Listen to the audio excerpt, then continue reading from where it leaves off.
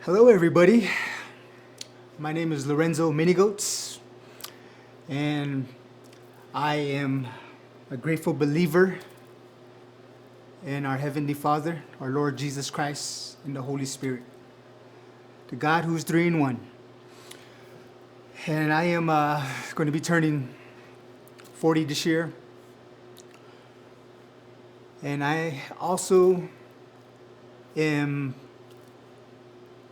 a brother, a father, a son, and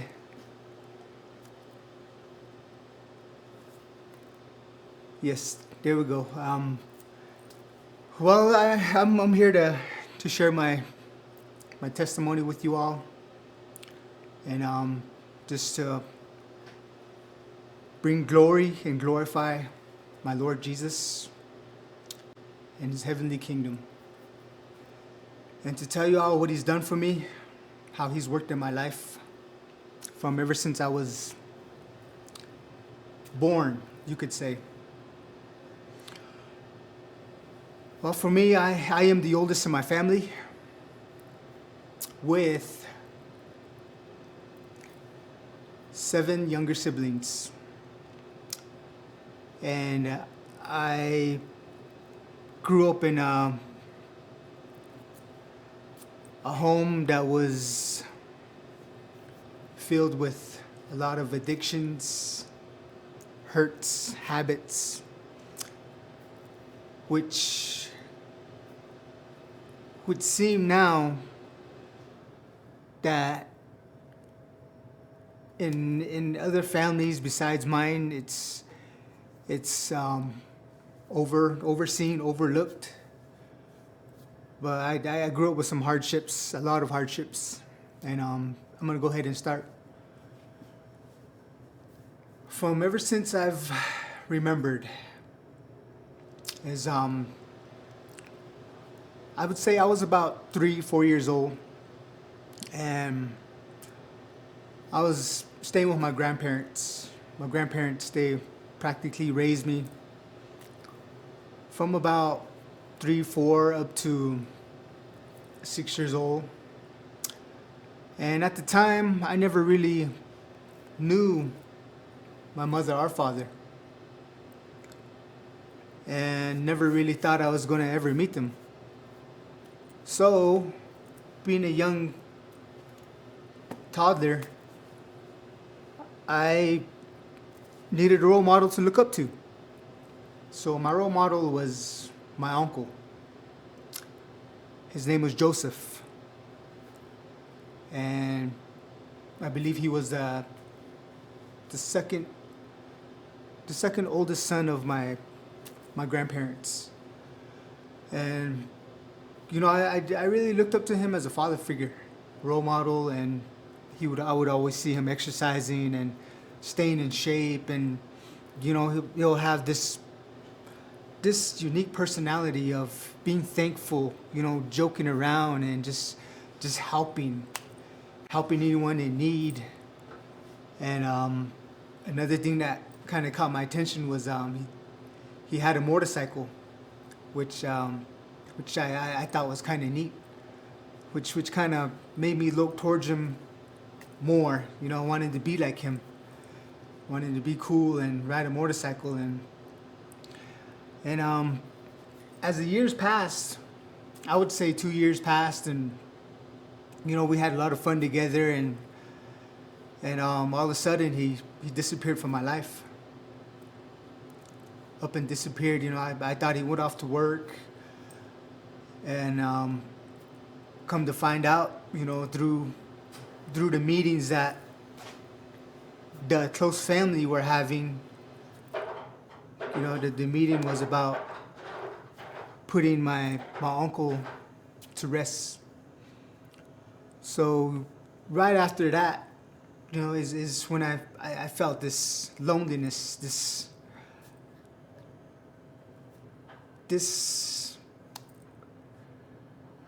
kind of lost, just wondering what now, and just I felt like my friend had been taken from me. You know, he always played with me and joke around with me, and that's when I felt my first hurt. You know, I was hurt because he never said goodbye, and I think that was where I kind of really just didn't care anymore. You know, I stopped caring, and I stopped. I just enclosed myself.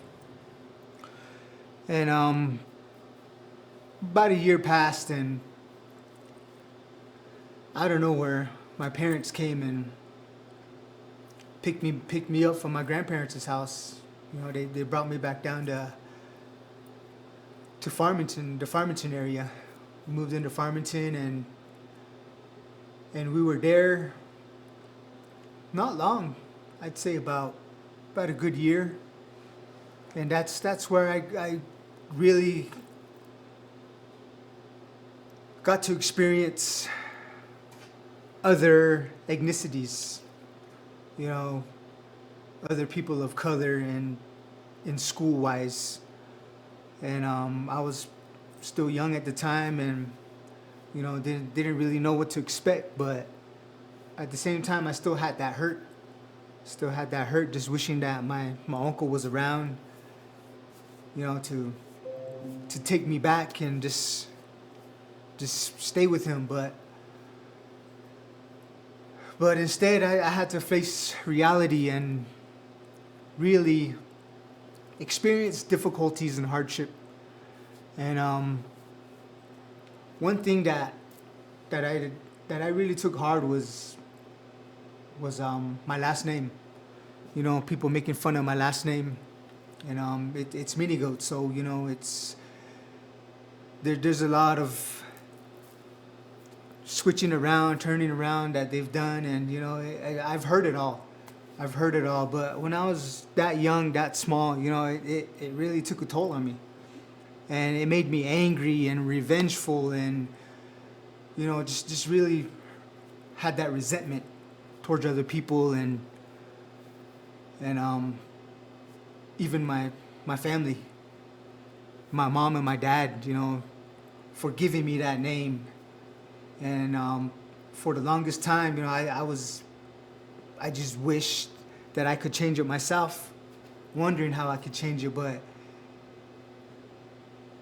you know, it's after a while, it just didn't really matter, because I wasn't just being hurt in school. I was also going home and being hurt by my mom. You know, my mother, she was a very controlling person, and she wanted a certain thing done at a certain time, a certain way. And me being the oldest child, everything fell on me.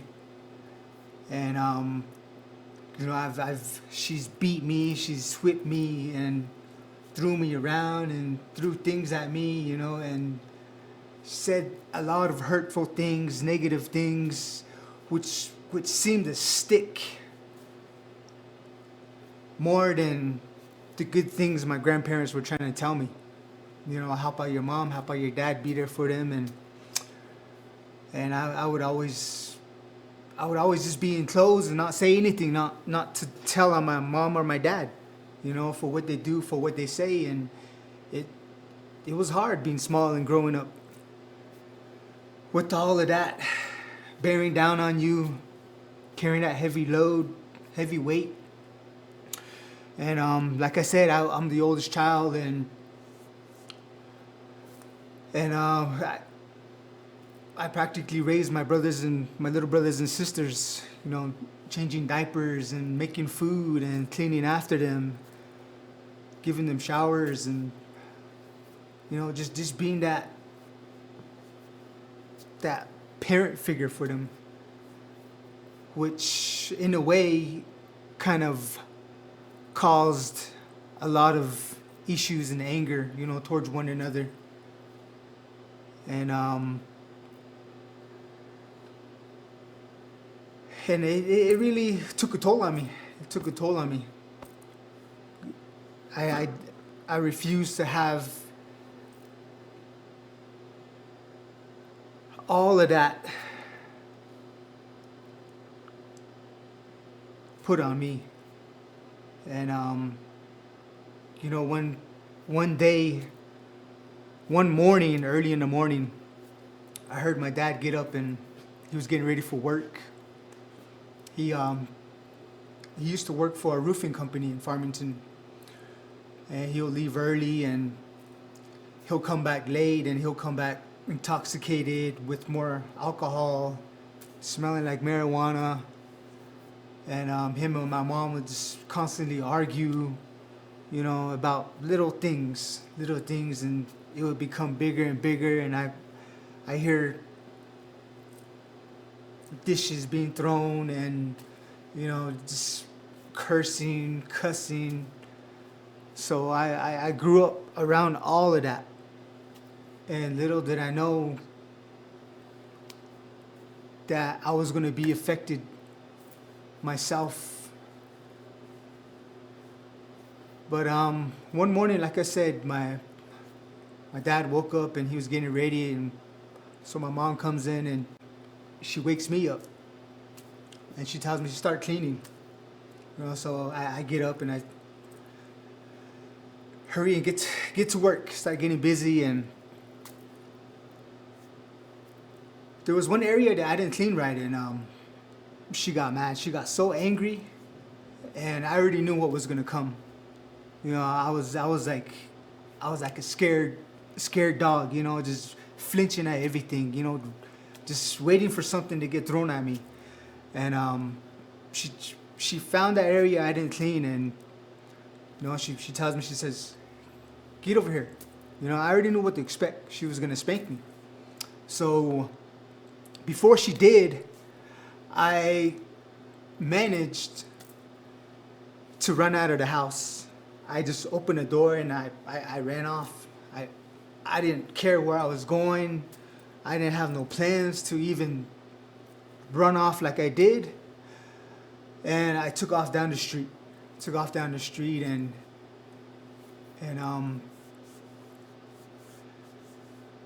like I said, I was angry, I was mad, and I just didn't care no more. So all of that led to me doing what I did without even thinking. And I hitchhiked all the way back to my grandma's house, which is about, I would say, 60 miles from Farmington, 60 to 70 miles from Farmington, and the next, not even 2 days later, my mom and my dad came back out, and they picked me back up. And they brought me back into Farmington. And I got scolded, I got spanked, I got whipped, I got beat. But all of them beatings I've been taking, I started not to feel anything. Just being beat so many times, you get used to it, which was my case. So, like I said, I just didn't care no more. I felt like there was no hope for me, and I just thought about suicide at a young age. So a year had passed, same routine every day, and I knew what to expect. But at the same time, my mom and dad had another child, and the child they had, my little brother, he was handicapped, and his name was Everett, and he was something special. He was very special, and I had the privilege and honor to raise him as well. Not raise him, but to be there when he was conceived and to be here up to about 2 to 3 years old, and just changing his diaper and hooking up the IV, and every time I would come up to him, to his crib, I would see that cute smile. It's that cute little smile. It's a smile so powerful that I kind of felt, inside me that there was hope. There was hope because it seemed like, God has blessed him. God has blessed him, and at the same time, he was blessed because he had an older brother who was doing things for him, and little did I know, he was gonna meet the Lord before me, meet God before me. So, what I remember of God is when I was small, I never really knew God. Just maybe a certain hint of him. When I was small and I was at my grandma's house, still at my grandma's house, and I seen this poster up on the wall. And right beside the Prince poster, there's a Prince poster, and then on the other side, there's a poster of this king. He's riding a horse, riding a white horse. He's all white, and he has a crown on his head. And there's many other angels behind him, beside him, riding. And they were riding into battle. And it just looked so exciting, and it looked so glorious. And I would tell my grandma, I was like, Grandma, who's that? She said, that's God. That's Jesus, his dad, God. And it made me wonder ever since. And that's when that seed got planted. That little seed got planted, and for the longest time, I never called upon God or prayed to God ever since I've been through all the hardships. But seeing my little brother, I could see in his eyes that there was a hint of power in there, because every time he would smile, it would just make my day. He'd get me so happy and so excited, and I would always be rushing home to go see him, just to see him smile. And we ended up moving into Kirtland here. Ended up moving into Kirtland. I went to Kirtland Junior High. And one day, I got called down to the office from class. And I was, just thinking, I was like, what did I do? I didn't do nothing. I didn't do anything, so I shouldn't be worried. So as soon as I turned the corner and I got into the office, I seen my mom in there. And I was like, uh-oh. First thing that came to my mind, what did I do wrong? I wasn't scared of the school attendance or the school, but when I see my mom, I was like, I got scared. That's how much fear she put inside me. After all she's put me through, after all she's done, I got scared. But my mom was different this time because she was crying. That's the first time I seen my mom cry. And I walked up to her and I asked her, I said, what's wrong, Mom? And she says, we lost your little brother. Your little brother's gone. And I couldn't believe it. I couldn't believe it. And it was like my heart just dropped. That's when I just I didn't feel no emotions. I didn't know whether to believe her or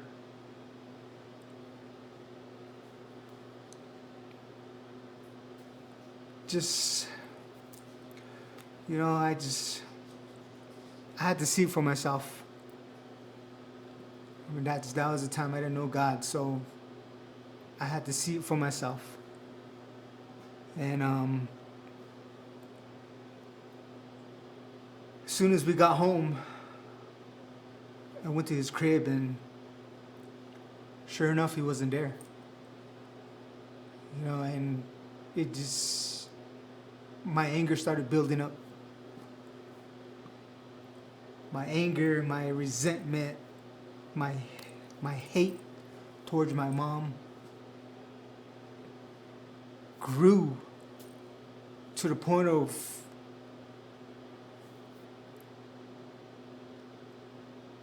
me just wanting to take my own life, just to be with my brother, my little brother. I thought of it, and just when I was about to do something, it was like God kind of knew what I was gonna do. And my grandparents showed up. My grandparents and my aunts, my uncles, they all showed up, and they showed me that love that they had, that they cared, which made me forget about what I was gonna do. But I still had hate, anger, and resentment towards my mom. And it just kept building ever since then. Blaming her for everything. And we put my little brother to rest.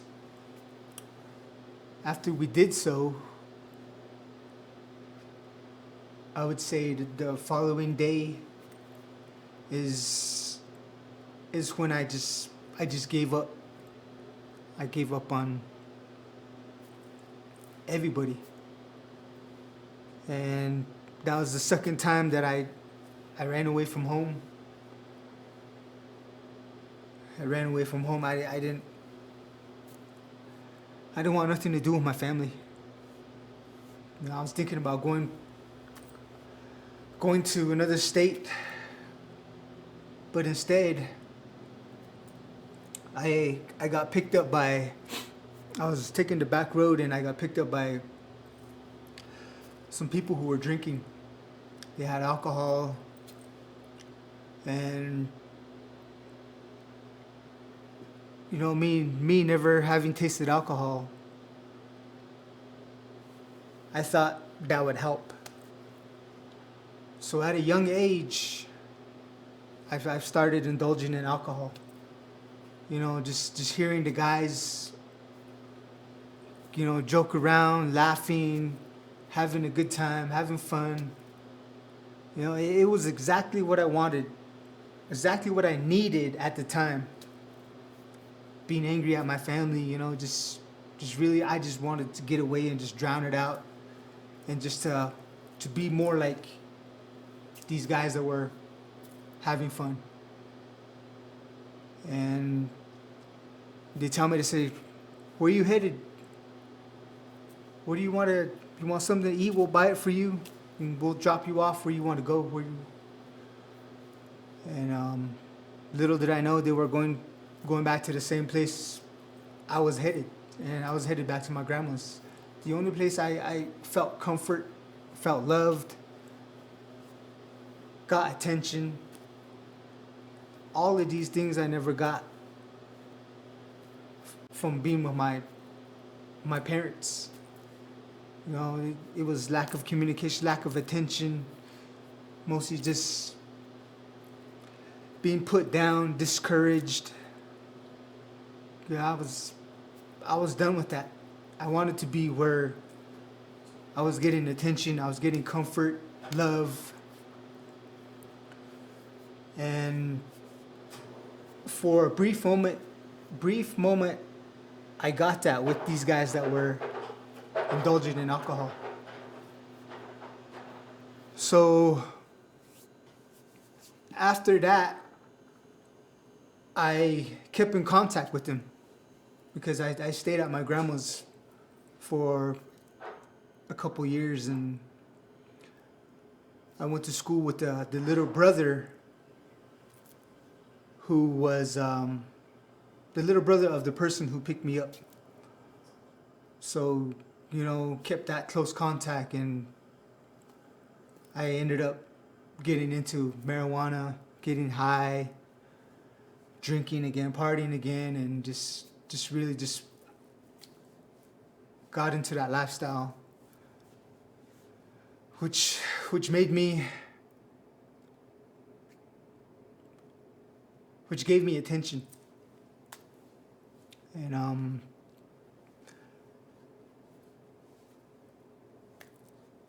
that's what I wanted. So that's where I went, and that's who I hung out with. And a couple years had passed, and my parents came out, and they picked me back up. My dad needed help with work, and he was gonna teach me to trade. So I moved back with my dad, my mom, and this time we moved back into Shiprock. We moved into Shiprock, and there I went to school at the high school for about maybe a good 6 months. Carried my habits from one school to another. Thinking that I was going to leave it behind, but instead I found other people there who were doing the same thing, which I got involved with, and it really started spiraling out of control because I was ditching school just to have a good time, getting high, getting drunk, just gratifying the flesh. And that's what got me kicked out of high school. And my parents were so angry, they didn't know what to do with me. And my dad had mentioned trade school in Montana.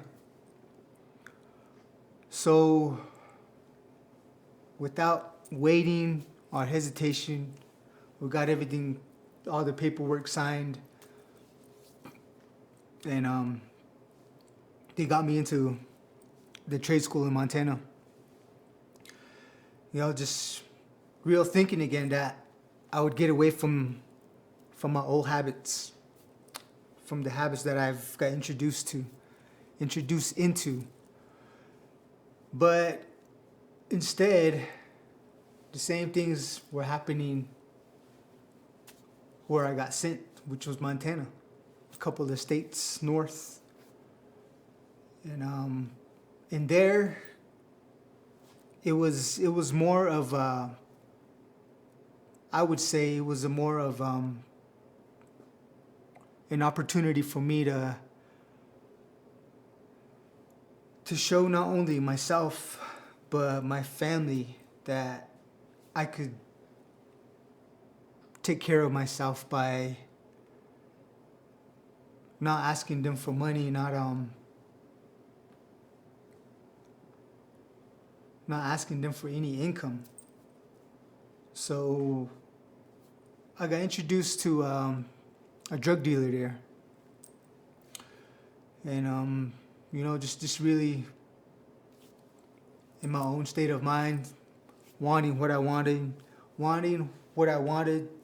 to do, and taking matters into my own hands. There's where I really got introduced into what I would call the dope game. And it's an enclosed area where they don't let nobody off site, off center. But I was so disobedient, I would sneak off center just to get that drug, bring it back, sell it, make that quick money. And in a way, it became an addiction. Just that quick money was an addiction for me. Not just getting high, but the money, the quick money, and the attention I was getting. You know, people coming up to you and just really just giving you attention and giving you money. I've never, like I said, I never had that when I was small. So in a way, it was like a high to me. And there is where I was really hurt again as well. I signed up for a forestry trade. And that class was so full until 2 months after that they've been sticking me into different classes. You know, I did carpentry for a while. I did, you know, a little bit of cooking. And finally it opened up for me. So in forestry, we would go up into the mountains of Montana and saw down these big timberwood trees. And me, I already knew my way around a chainsaw and just really how to operate one. You know, that's thanks to my dad as well.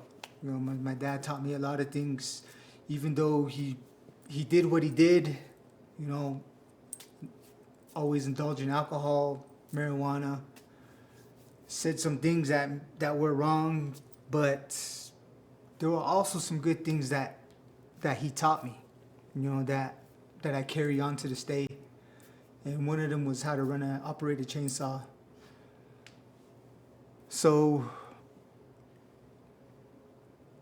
one day I got introduced to one of the guys that were from another state. And he tells me, he says, Lorenzo, he says, you think you can front me a couple of those joints? And I told him, I said, yeah, sure. He says, if you do, whenever you need a job, when you're back down on the reservation, I'll give you a job. Me without asking questions, you know, just I told him, I said, yeah, okay. So me and this guy, we became best friends. And this was like 4 days of graduation. My instructor tells me, he says, Lorenzo, they're going to be graduating here in 4 days. There's going to be a graduation ceremony. If you're able to saw this tree down uphill on this line that I make when the tree is leaning downhill, I'll sign your certificate and you're going to graduate. You know, he already knew that I knew how to operate a chainsaw. So I tell him, I says, yeah. You know, I was confident, cocky at the time. But I knew the outcome was going to be good. So I actually did what he told me to do. I made my cut, and that tree landed right where he wanted it to fall, right where he made that mark. And I was so happy. I was so excited. And he says, okay, you're going to graduate. I'll have your certificate signed. You just have to wait 4 days until graduation. So I was so happy, excited, and that was when I turned 21 in Montana as well. So that excitement, that adrenaline got me going, and I wanted to celebrate. So me and some younger guys, we pitched in and we went to the next town. We got some alcohol, and I was running low on marijuana, so I told the guys, I says, take this alcohol back to Center. Don't drink any. Save until I get there. But at the same time, I told him, I says, I'm gonna go get some more marijuana. So it took about 2 hours for me to return back to Center. And little did I know, the guys got intoxicated and they were back at Center, all drunk, and the instructors were looking for me, wondering where I was at. And there is where I got my wake-up call. You know, putting every effort into getting more of my drug, that everything that I was supposed to be obedient in doing, I never did. Such as signing in, being there, and being accountable. So I returned back to Center, and the guys got caught. They told on me, which I got in trouble for. And they also found marijuana on my possession. So I spent some time in Montana jail. And which made me think a lot when I was there. You know, young guy in jail with these older guys who had big beards, and it kind of, kind of scared me. But the main thing, that hurt me was knowing the fact that I wasn't going to be graduating. That certificate that got signed by my instructor was never going to be given to me. So my completion was never finalized. They kicked me out. They sent me home, which broke my heart, which made me even more angry at myself, other people. And I nearly gave up. I nearly gave up until I came back down and I had to get resituated. I had to accept the fact that there's consequences behind every action, no matter if it's good or bad. And the bad ones really take a toll on me. And I never really, considered praying or inviting God into my heart, into my life. I was mainly thinking about my own self, my pride. Where am I going to get this next drug? Where am I going to get money from? And that was my mentality. So I came back down from Montana and I ended up moving into Albuquerque with my aunt. She told me to stay there, help her, and I can get a job, which I did. I got a job there at the Sonic in Albuquerque, and really thought I had it made. I bought me a nice vehicle that I was gonna fix up. During that mentality stage, really wanting to be a gangster figure and wanting a gangster vehicle. And I did get myself a nice Buick Regal, which it was like the vehicle I always wanted. And ever since then, that pride kind of kicked up again. and met up with the wrong people, started getting high, drinking, and there is where I think I almost lost my life without me trying to take it this time. It was an accident that had happened, and really made me open my eyes and made me kind of realize,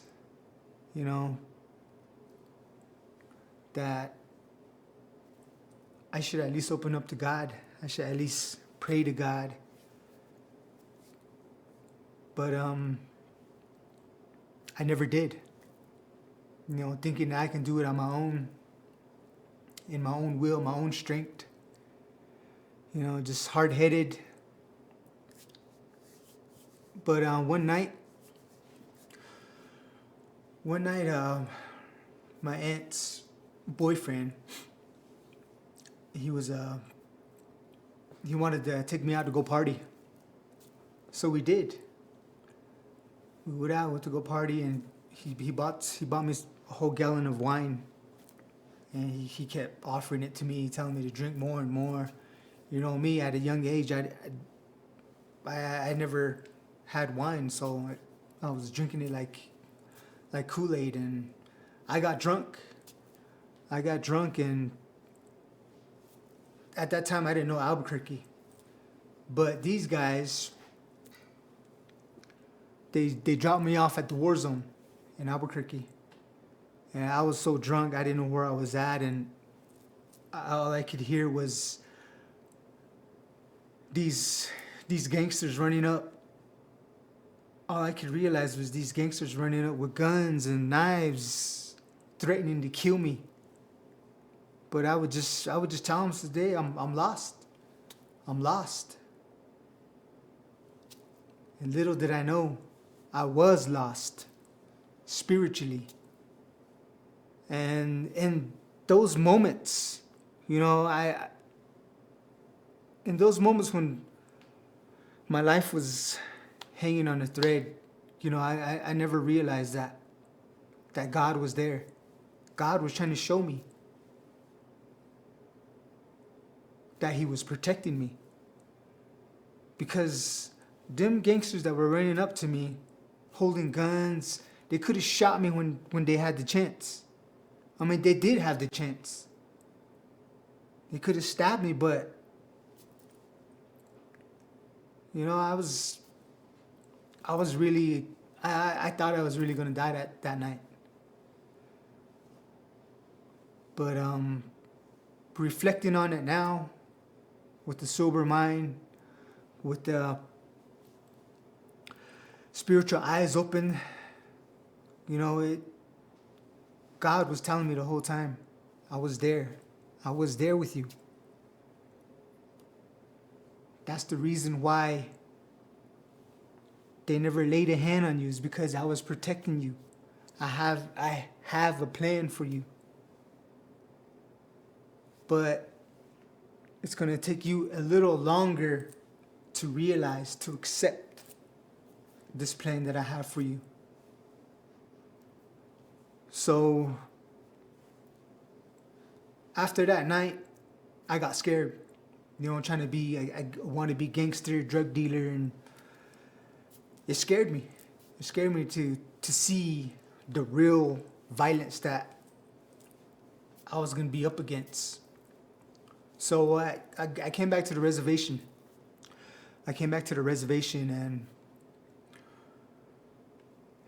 And I called up my friend that I got introduced to in Montana. I asked him I needed some work. I needed to make some money. You see right there, I'm putting money first again. So he says, yeah, I got some work for you. Come meet me. So I went and I met him. And he ends up giving me a brick of marijuana. And that's where everything started I would say, going up for me, because what I was searching for was coming so quick. You know, money was coming so quick that, you know, I became so prideful, you know, thinking that I have it all on my own. I didn't need no help from my family or nobody. And little did I know that instead of praying and worshiping the highest God, I was making money my God. And as fast as the money came in, it was fast going out as well. I was, you know, thinking where the money was going. It's like all this money I'm making, but I don't have nothing to show for. You know, I started getting high on my own supply. I started partying with other people, and me, I have 5 beautiful kids, 2 older daughters, 3 younger sons. And the whole time I was thinking about my pride and myself. I was neglecting them. And you know, I didn't see the hurt, the same cycle that I was introduced to by my mother and my father. I was doing the same thing to my kids. You know, being abusive, calling them names, putting them down, and their mother included. And you know, at the time, I was blind. I was so spiritually poor that I couldn't see. I couldn't realize what I was doing. I was following in the exact same footsteps as my father. And little did I know, God was going to intervene. God was going to come knocking. God was going to show me and tell me that He has a bigger and better plan for me. So, back to my story. As quick as the money was coming in, the drugs were flowing in as well. From marijuana, we moved up to coke. And then after coke, we moved up to meth. So it was like we couldn't get enough. You know, the people who were supplying weren't getting enough. So, and also with the drugs and money came people who were becoming more addicted, and they were late to paying the main connect, and you know, everything just fell apart. Everything fell apart is all I could say. Everything came crashing down. As fast as it came up, it came crashing down as fast.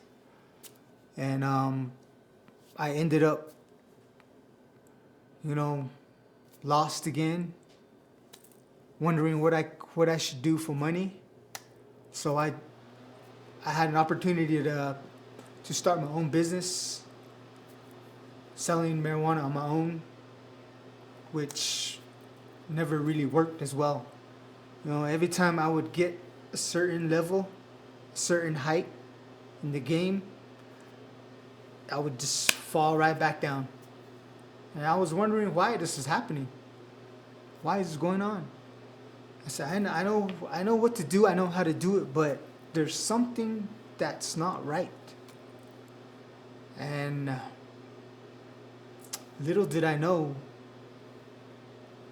everything was happening for a reason. So instead of getting sober and looking to better things, I ended up turning more into meth. Started using meth hard. You know, I lost all my weight. I was bigger than this, and I was chunkier than this, and just really just didn't care no more. Didn't care for my family. Didn't care for my relatives. Didn't care for nobody, not even myself. Because I got so skinny. I was losing weight so quick. And one night,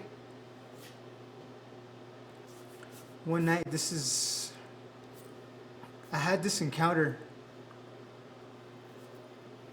where I felt that there was a power coming for me. I could feel it in my bones. There's something coming. There's something coming. I mean, when you're on meth, you almost feel the same way, but it's a different feeling. For me, this feeling was like a powerful feeling. It was a powerful feeling, an unexpected feeling, and a feeling that I never felt before. So this was the first week, and I didn't know what to expect, but I still kept getting high, and it kept getting high to where I started hallucinating, start seeing shadows, start hearing things, and I thought it was this, my imagination. But little did I know, like I said, there was something more powerful coming for me. And I didn't know. So the week came to an end. It was on a Friday, and I got so drunk, I got so wasted. I didn't even know how I got home. But I had a warrant with the Navajo Nation. And my kids' mother at the time, she was fed up with me, she was angry with me, and she didn't know what to do. But she knew I had a warrant.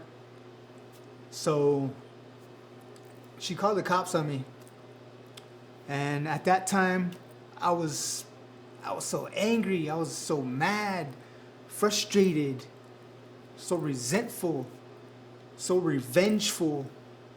All of these evil emotions, dark emotions, were coming out.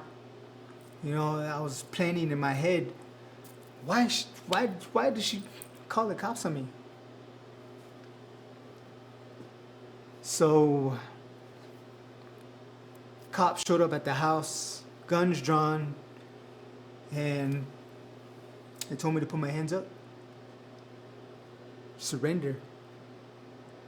So me at the time, like I said, I was blacked out, didn't know what I did wrong, but surrendered and got taken into custody.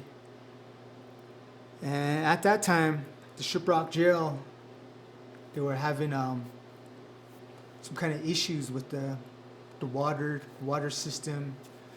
So they were sending inmates to different cities.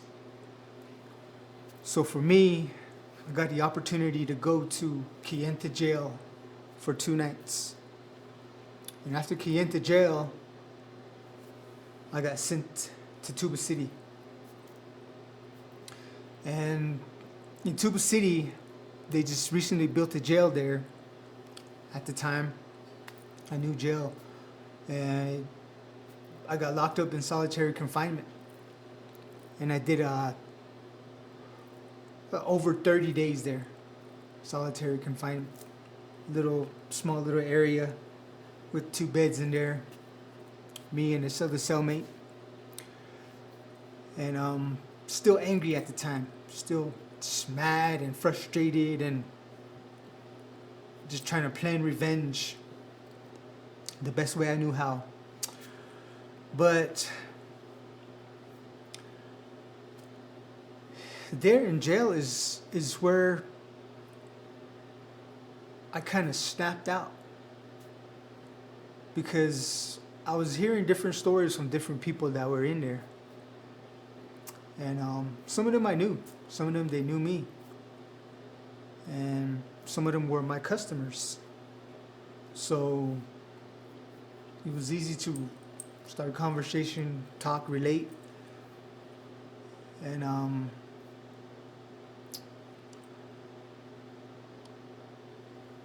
something had happened there at the jail. There was a sighting 2 days before I got there, and which was powerful to me because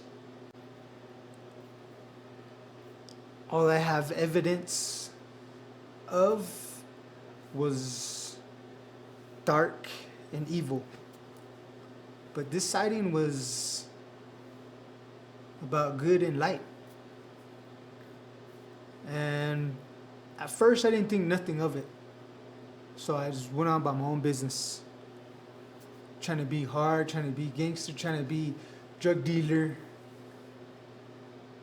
with locked in jail with other real hard gangsters all tatted up and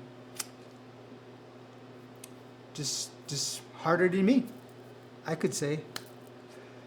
But 1 week into staying there in solitary, I got to know my cellmate. And I got to find out that every couple days they have a ministry that comes in to the jails and they have service. So I was like, okay, well, I don't think that's for me.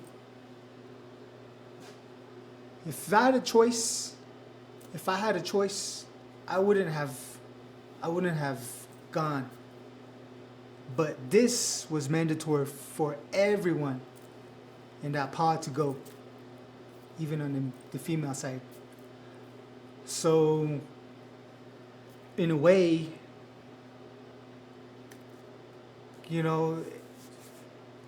putting it all together now, I had to be. I had to be at that place, at that moment, in order for me to realize that there was a greater plan for my life. Because like I said, if it was up to me, I wouldn't have gone to that service. But they all marched us down, they lined us in the hallway. And as we were waiting in the hallway, you could hear the gospel music coming from the little pod that they were having service in. And for some reason, I was scared. Emotionally, I was scared, and because I didn't know what to expect. I don't think I've never gone to church. Maybe just when I was small, but it was just a vacation Bible study, and I've never really been in a church. But this service that was going on, this ministry that was there was something about it that I couldn't really put my hand on, because before we even got into the room, I could feel the power that was coming out of that room. It was like literally coming out. I could feel it. It's like it's coming into my body, and my body was scared. And I was, like I said, I didn't know what to expect. So they marched us in, and me still trying to be hard and just hard-headed with the hardened heart, and just really thinking that I'm not going to get nothing out of this service that's going to happen. But I still remember that sermon that was taught that day. It was about Abraham, where he had to sacrifice his son. And it was. I think that's like the first time that's been introduced to me. That's been taught to me. And I heard other people talking about it, but you know, through a real ministry and a service, and come to find out, the ministry that came in and did the service was Here to Cry ministry with Pastor Derek Sanders and his wife Ginger. And I'm very thankful and blessed, to have them bring the message into that jail. At that time, at that place. I mean, God had it all down to the second, the hour, the minute, the day. He knew where I was going to be. Which still amazes me. I just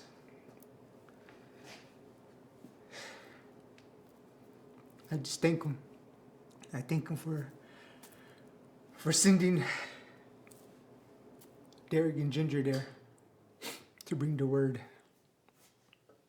And like I said, it's just amazing just to reflect and to think and rethink, how God has correlated everything in my life in a way where I thought that it's for nothing. But the whole time it was for something. It was for him. It was for him to get glorified through me, to glorify him. So that day, after the service was over, they asked if anybody needed prayer. And I'd say there was about maybe 9, 10 of us in there. And I already made my decision. Sitting there, I said, no, I'm okay. I'm going to do this on my own. I made that decision when I sat down. When I got into that room. My flesh, my body was fighting. But little did I know, my spirit was hungry. My spirit needed it, wanted it. So they asked for prayer, and I was trying to hold my body down, but there's something in me that was so powerful that it lifted me up.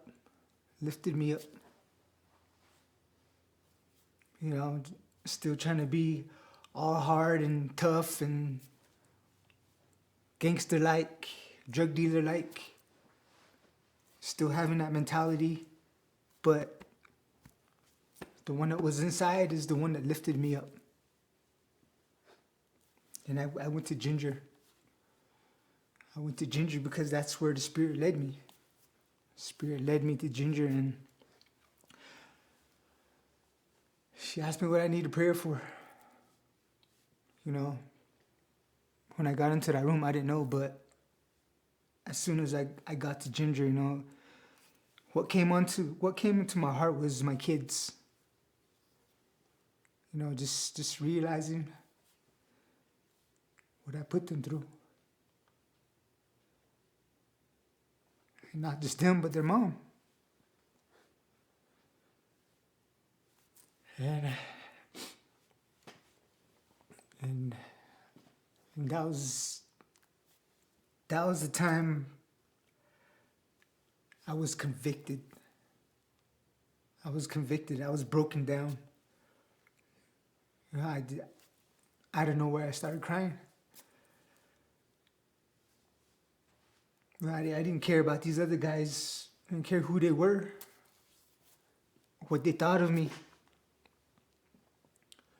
It was like in that moment it was this mean ginger there. And I could feel another power. I could feel another power there.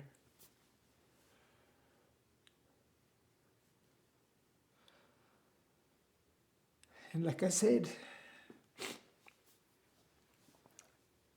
God had a purpose and a reason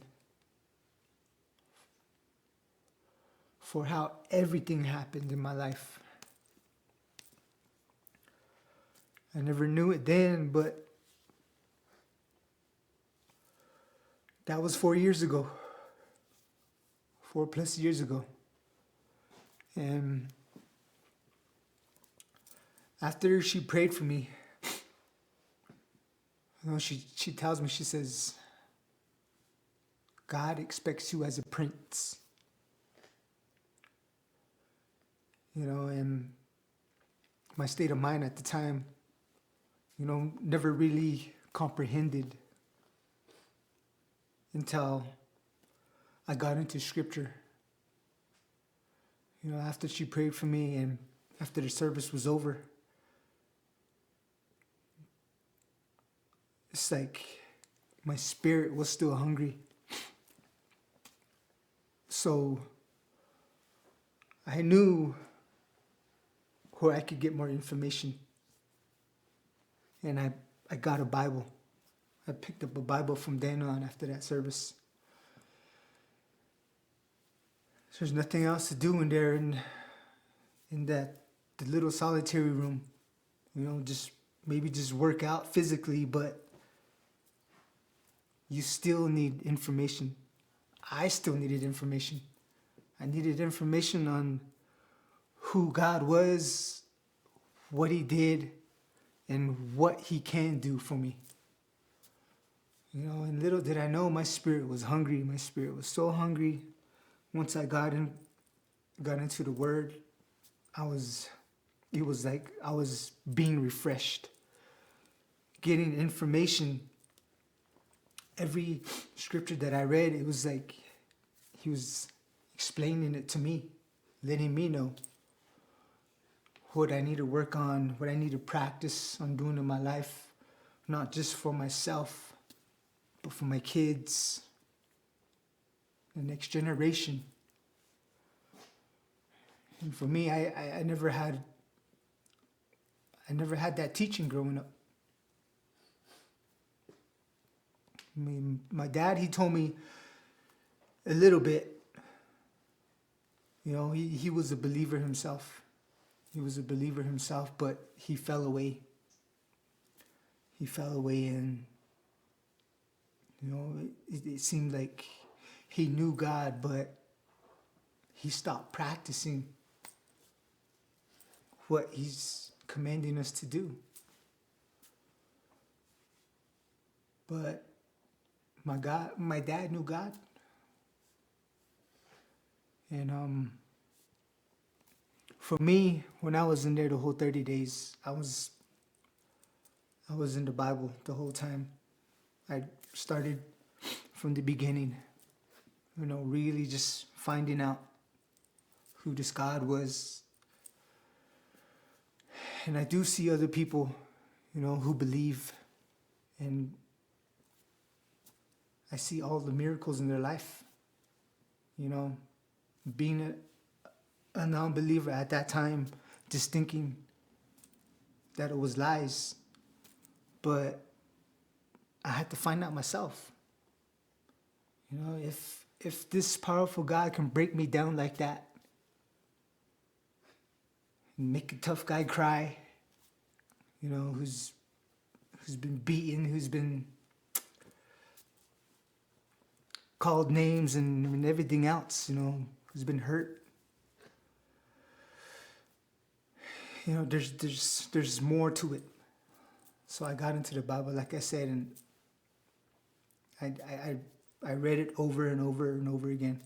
A scripture that I couldn't understand. It was like he's telling me to read it again, read it slower, and then go to another scripture, and then go back to it, and then reference it with the Old Testament and the New Testament, and it was like he was teaching me in there himself. And my jailmate over here, my cellmate, he'll be working out, doing setups, push-ups, and he'll ask me, he's like, "Are you done reading that book yet?" And I told him, I said, "You know what, brother?" I said, this isn't just a book. This is a manual on how to live.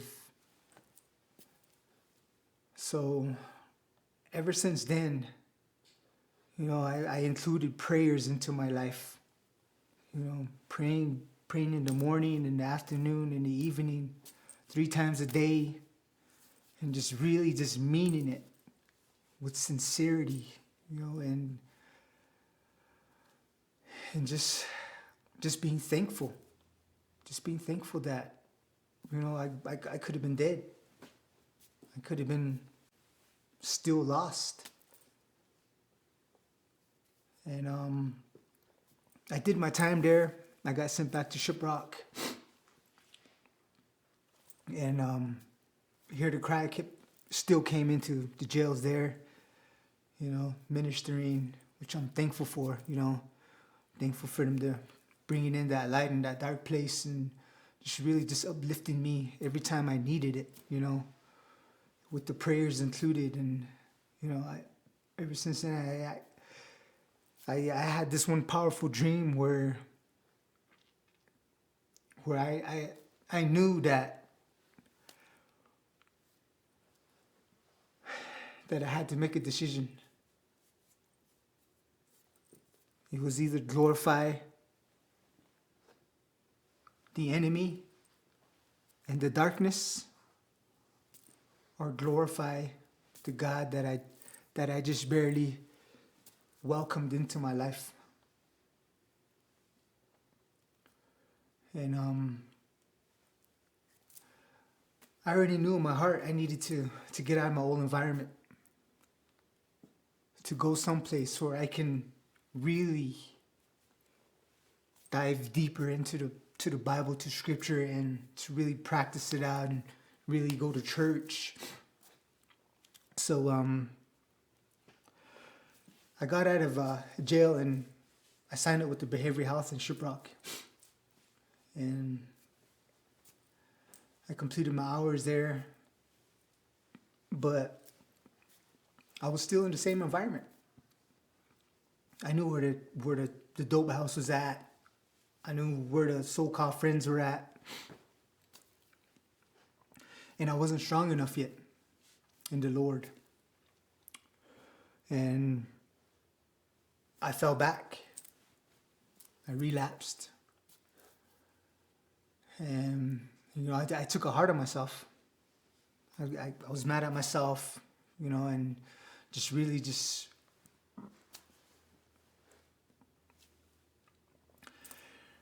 about to just give up, taking it that hard and thinking I was strong enough. But what I was doing was I was doing it in my own strength. I didn't ask God for help in that area. Thinking that I can do it myself, I fell back. And which was a real bad feeling for me. Like I said, I took it hard and I went back to the treatment center, behavioral health, and I told them, I said, "You know what? I gotta get out of here. Can you guys refer me to a different place that's not here in Shiprock? I'm ready to self-admit myself." So at the same time, they referred some places, and at the same time, my grandma, she needed help at the sheep camp. We have a sheep camp where we keep the sheep, goats, and cows, and there was nobody to watch over the place, and I had an opportunity there to really get out of the city and go out into a secluded area. And there is where I really felt like I had to call out to God, to cry out to God. Because, like I said, I've been doing everything in my own strength, not really crying out to God the way I should have. So I was praying and praying, and I prayed to God, and I asked him, I said, God, give me a sign to where I can get out of my own environment and really have you work in my life. And there was, like I said, there was some areas that were brought to mind, but for some reason,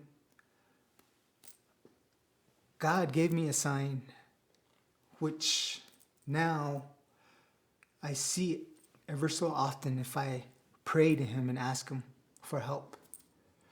You know, and 3 times this treatment center came up. It's a treatment center in Gallup. So I had the opportunity, you know, everything was seeming to go the right way. And I got paperwork done, but they said they didn't have room and it's going to take time. And I was like, man, you know, I was just really doubting myself, and I went out to the sheet camp. There, I did about a good 3 weeks there, waiting for everything to go through with the treatment center. So there is where I was really able to cry out to God with everything within me. There's nobody out there. It's a secluded area, and just the sheepdog. You know, there's this beautiful area out there that it might have been for prayers as well, because you know it's in a little arroyo, a little canyon bowl, and I got in there and I cried out, literally cried out. I was crying like a baby, and I was asking God, I said, God, help me. Work in my life. I surrender to your will, Lord. I surrender, I submit.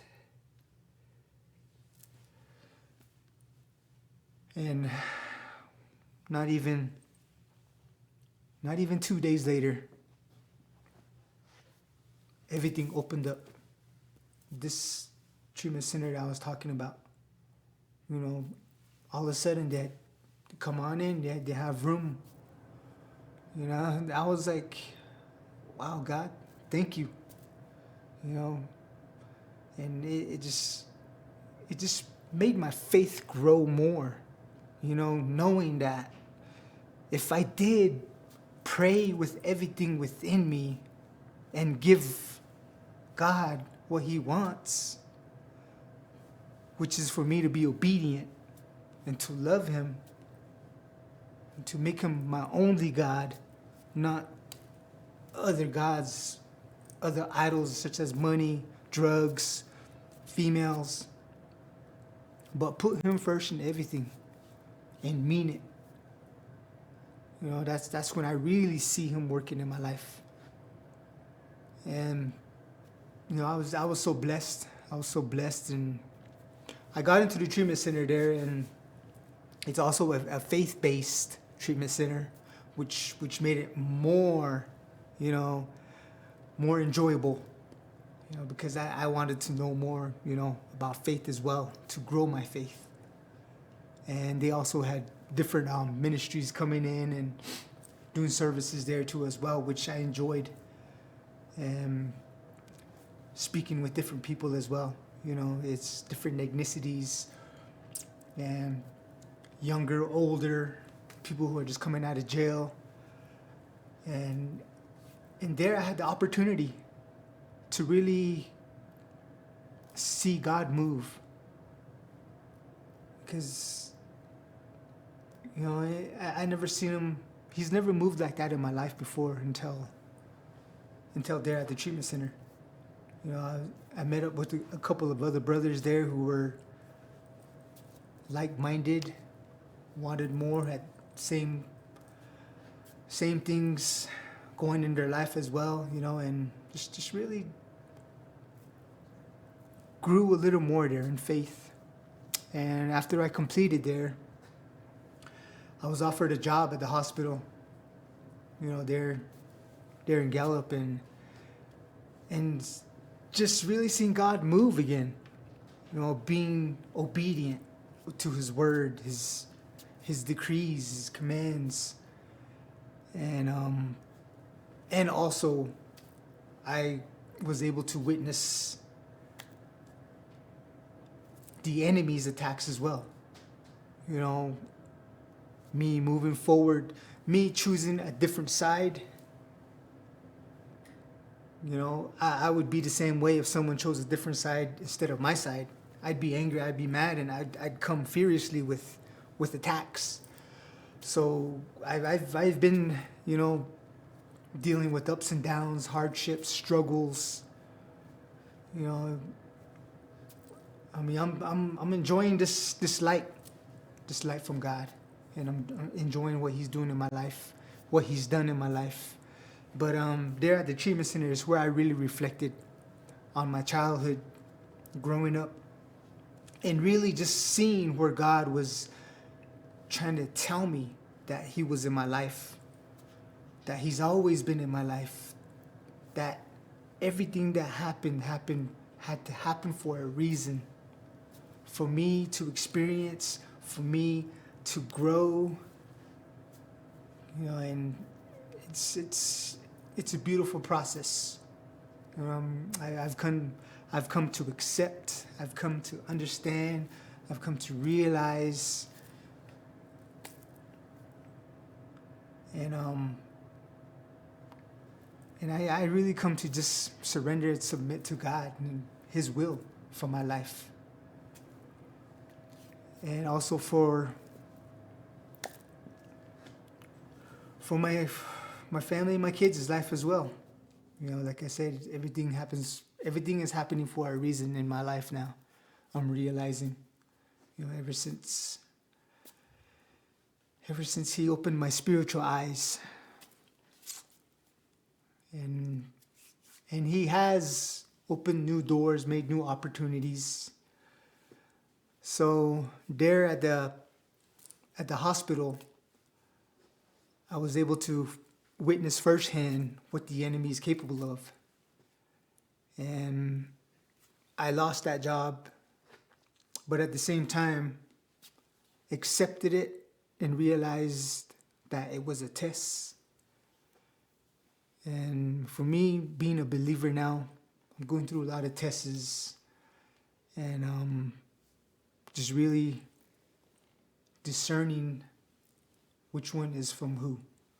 But other than that,